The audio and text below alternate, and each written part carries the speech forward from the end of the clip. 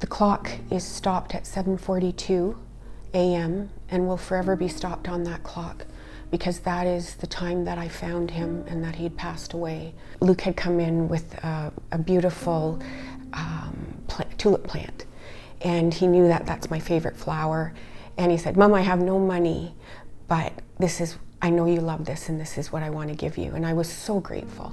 And so we spent the evening talking, sitting together, and the last words that we spoke to each other was, "I love you." I went to wake him on Mother's Day morning, May the 14th, and found that he'd passed away in the early morning hours. I knew CPR, I know the 911 process. I couldn't do anything. I literally fell apart. Tuesday morning I got the call. I was driving back from Barrie, and it was in the morning, and I got a call, and I'm trying to figure out who it was. And they called me Angie, so they knew me. And he said, "Well, I'll meet you when you get gas." And I thought, okay. So as soon as I hung up, it hit me that it was Marcus Lee, who's a friend of mine because our kids go to school together, who's a police officer. And I'm like, oh my God, Tyson's dead.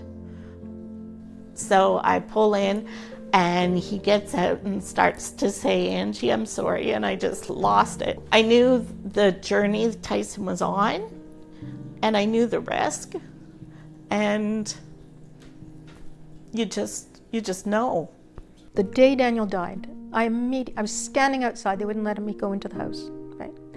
Because I thought maybe it's fentanyl, and I had never had a chance to hug him goodbye. My husband, unfortunately, that day was out of town in BC, and he wasn't with me, but he came home that night. He flew home. Imagine hearing that over the telephone from your wife. And he got a flight and he came home. My daughter, my son-in-law, and friends, were there with me. He was changing. Yes, he used, and yes, he used periodically. And I believe, if it hadn't been for fentanyl, and he hadn't died, yes, he might have gotten into trouble again, but nothing like before. And I believe that his future had possibilities. One of the other problems with people with addictions is that they are often in trouble with the law. So in Lindsay's case, there'd be these petty crime issues that would come up. She was under house arrest, and she was to be home that night at 9 o'clock. She phoned my husband at about 8:45 and said, "Dad, I need you to come and pick me up." But again, there's so much history behind us. He was not willing to jump in the car and drive, but we had an obligation to let the police know. So he did let them know, and they said, "Well, it's up to you." And anyway, we just decided to wait her out, and she'd get home. My phone rang at the hotel at about 10 o'clock, and it was a man, and he said, "I have your daughter here. She's unconscious. I can't get her to wake up." And I said, "Well, you need to get her to the hospital if you can't get her to wake up." Sometime in the next 45 minutes, she showed up at the hospital, and she had no vital signs. She was already gone at that point. They resuscitated her, but she was gone at that point. Chad and I were pretty close because he was my baby. It's a big loss for me. I know it is for everybody, but I don't know, when it's your baby, it's just, there's just a big hole. And they say after a year it'll get better. It'll never get better.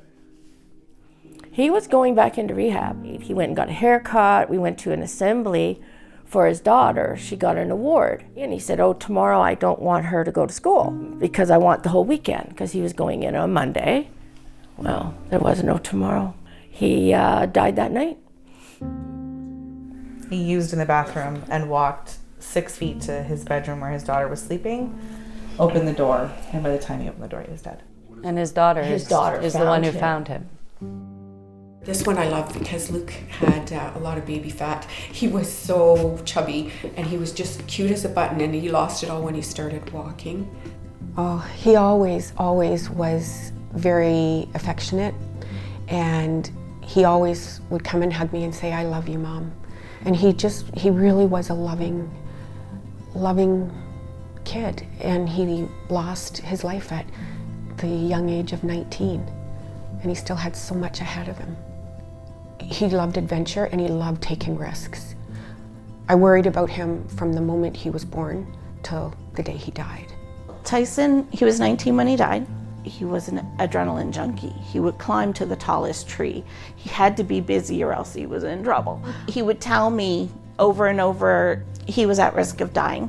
He started using drugs, I think, around grade 9. He was using crack cocaine towards the end. He told me that was his favorite drug. Daniel was a beautiful soul with a serious addiction problem that started maybe after he was 15 years old. His entry-level drug was marijuana and alcohol. I dragged him to a sculpture studio near here because I wanted to take it. He came along and something happened to him. He took to it. Not only that, he had a talent for geometrical sculptures. He had said to me when he turned 40, and now he was 43, "I do not want to go back to jail anymore. I do not want to be doing this anymore. I'm getting older. I really, really want to change my life." She was a beautiful girl. She's a very outgoing personality, always had a huge smile on her face. We put on her grave marker, "We'll forever miss her smile and the sound of her laughter," because she just lit up a room. She really did just light up a room. And she wanted to meet me in Toronto, and she told me that she was expecting my granddaughter. And she was sober while she finished out her pregnancy, and then she gave birth to this amazingly beautiful child. About 2 years after that, she had a second child, my grandson. When the second child was born, they did a drug analysis on my grandson's hair, and they found traces of ecstasy, so they seized him at the hospital. I was pretty angry at that point, but I ended up with the 2 children full-time. Chad was an athlete when he was a kid, in every sport you can think of. All around, Chad was a great guy. It was when his daughter was 1, and we were at a park, and he was the thinnest I'd ever seen my brother. He looked like a skeleton of himself. There was nothing to his body. I gave him an ultimatum to either get help or his daughter was coming with me. And I took his daughter that day. The next day is when he called me and said, "I need help." This is Global News at 5:30. This weekend saw a rash of overdoses in Toronto. Nearly 24 people OD'd, and in 4 of those cases, people died. All are believed to be fentanyl related. Now, some say this spike is unusual. The opioid crisis has swept across Michelle Canada. lost her 20-year-old son in every corner of our overdose 2 years ago. So did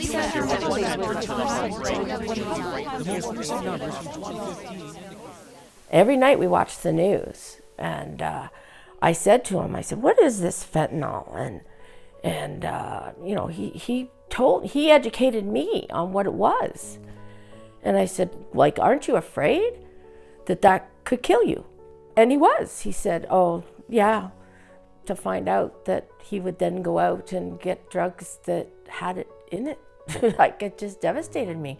I had read about it in the paper, I suppose, and seen some things on television talking about, opioids being out there.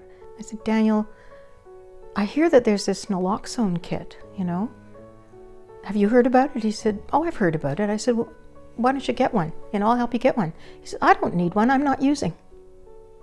I said, "But if you had one, if somebody that you knew was using and something happened to them, you could use it to help them." He said, "Well, I don't really need that." 2 weeks later, he was dead. So she was very aware of what was happening with fentanyl, and she was afraid of it. But she'd also successfully been a drug addict for a long time at that point. my belief is that she took something that night, believing it was going to be safe in something else, and she just she was unlucky. About 2014 on was when we started to see the introduction of powdered fentanyl analogs, and then ultimately carfentanil now. We started to see more and hear more of incidents of overdoses, particularly here in Simcoe County and Aurelia, Barrie area. I'd heard of fentanyl probably about maybe 9 years ago. It was medical, but I had no idea that there was street fentanyl. I'd had talks with the boys, and we were very open, and I thought I'd got the message across that it's affecting everyone. You could be an addict, it could be recreational, it could be one time, and it takes your life. He knew there were a couple of times that he was close to overdosing and he didn't die. You know, the last couple of years before he died, every time he had a birthday, we'd talk about, hey, you made it. You got another birthday in. You know, because we had a good connection, and we would talk about reality and not sugarcoat it or lie about it or pretend. Organized crime will exploit any commodity, and fentanyl will just be the latest one due to its price, it's how cheap it is, and the ability, what a potent cut it is. What's more challenging is now we are seeing it being brought in smaller volumes by individuals who can order it online from places like China. And in those cases, those companies even guarantee the shipment so that if it is intercepted by customs, all they have to do is reorder it and it'll be shipped.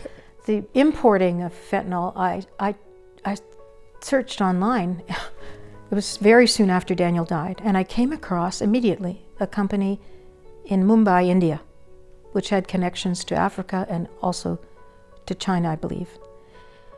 I was shocked when all the pictures of the different forms of fentanyl popped up on the screen. You could fill in an application form. I personally could have filled in an application form and purchased fentanyl from them for pennies.